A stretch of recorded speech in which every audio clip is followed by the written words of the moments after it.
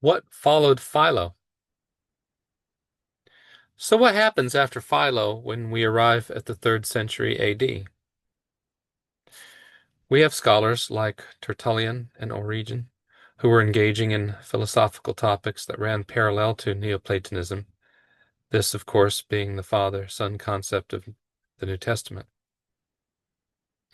Instead of heeding the message of Paul in Colossians 2, take heed lest shall be any one that maketh spoil of you through his philosophy and vain deceit, after the tradition of men, and the rudiments of the world, and not after Christ.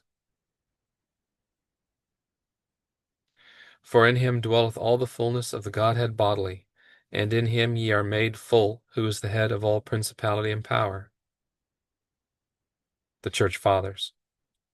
These guys went off the biblical blueprint of the above verses, as well as John 1:1 and Philippians 2:5-7, since all three verses echo the equality that Christ had with God in beginning, and being God prior to the incarnation. John 1:1 is the only verse in the Bible which reveals who was present in beginning. And that, it's way more important to notice John 1:1 doesn't say Father, Son, and Holy Spirit. More on that later. The Neoplatonist blueprint reveals a submission of sonship of the Son to the Father, which, according to the verses quoted above, were never present prior to the incarnation. Yet what ran parallel was not properly defined by the Church Fathers, since Neoplatonism consisted of abstract principles in the form of energies of the universe, or was referred to the one and the other energy equals the Logos, which was not in the form of humanity, as in anthropomorphic mankind. When the Church Fathers started defining the Godhead of the Trinity, it wasn't according to the Bible, but according to the blueprint of Neoplatonism. Why is it that this can be stated in all certainty as being true? Well, for one thing, John 1:1 defines the Godhead. The Logos of John 1:1 was in beginning and equal to God and was God, whereas the Logos of Neoplatonism came out of the energy number one as energy number two, and then created the rest of the material universe.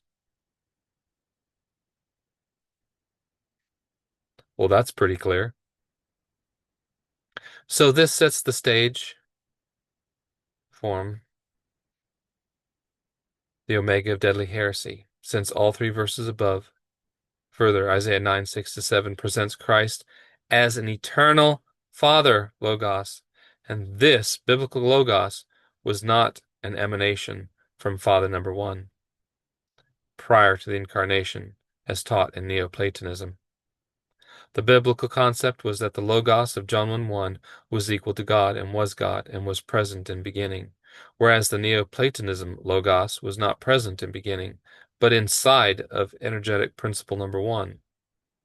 After its emanation took place, then it created all things.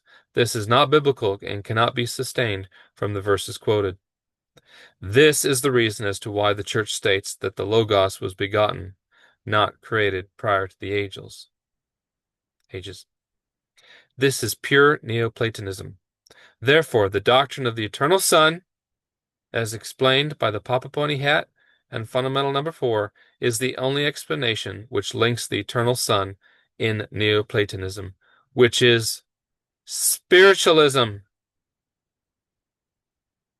A Protestant version of the eternal Son doctrine cannot be a valid for the simple reason that it still states that Christ was eternally a Son prior to the incarnation, and not eternal Father number 2, who is the Alpha and the Omega, the root of David and the offspring of David.